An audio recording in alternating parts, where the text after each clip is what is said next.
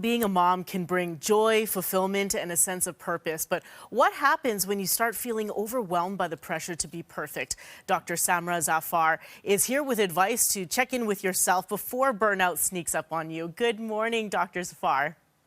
Good morning, Kim. Thank you for having me, and what a timely discussion. For sure. So many women silently carry the weight of multiple roles. What do you see as the most common emotional toll this juggling act takes? You know, we get caught up in this superwoman syndrome. It's like we have to do it all, otherwise, we're inadequate and we are a failure. And it makes us tie our self worth to how much we're doing and how perfectly we're juggling all these roles. But perfectionism is an illusion. All it does, it creates extra stress that leads to distress. It creates more anxiety. It creates more burnout. And I'm hearing this from more and more women, whether that's my patients or audiences or readers or myself as a single mother, constantly feeling overwhelmed. Like I'm not good enough. I am not adequate enough leads to so much mom guilt. And then you're feeling more and more anxiety and burnout. So then what are some small practical mental health habits women can incorporate into their day, even on the busiest days?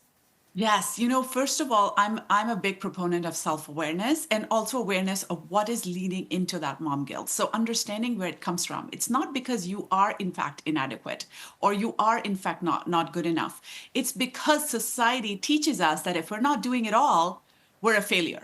Right? So understand that this is faulty messages that we're getting from society and culture and just the world we live in, and be compassionate to yourself. Be proactive about your self-care. Self-care is smart. It's not selfish. It is necessary. So check in with yourself about early signs of burnout. Am I feeling joy in the things I normally find joy in?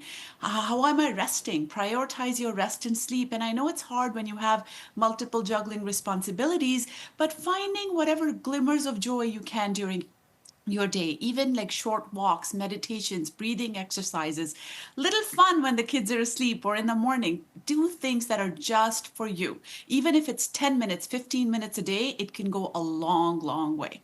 So how can we begin to let go of unrealistic expectations without feeling like we're failing? So, like I said, perfectionism is an illusion. These are unrealistic expectations. So, when we are aware of that and we feel that guilt, we can understand, okay, I know guilt, I know where you're coming from, but you're not going to inform my decision. So, we can feel more in control. We can acknowledge those emotions, be compassionate to ourselves without giving in to them.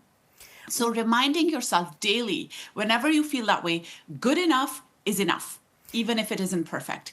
Good enough is enough. Okay, so how does good enough actually look like in real life? So, good enough is about consistently providing a loving and responsive environment for your child.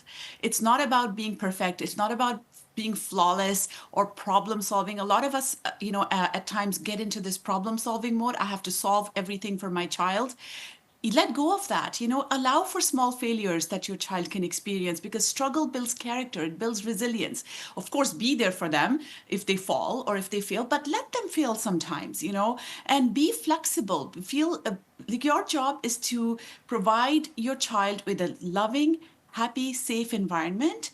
It's not about being perfect and solving everything. Celebrate progress over perfection. Prioritize self-compassion when you're experiencing that.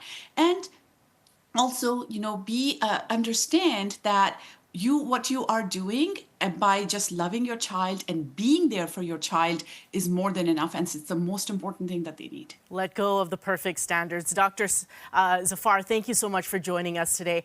Happy Mother's Day this weekend. Thank you so much. Happy Mother's Day to you too. If you'd like to connect with Dr. Zafar, you can check out samrazafar.com.